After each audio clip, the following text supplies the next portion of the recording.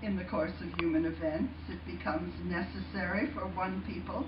to dissolve the political bands which have connected them with another, and to assume among the powers of the earth the separate and equal station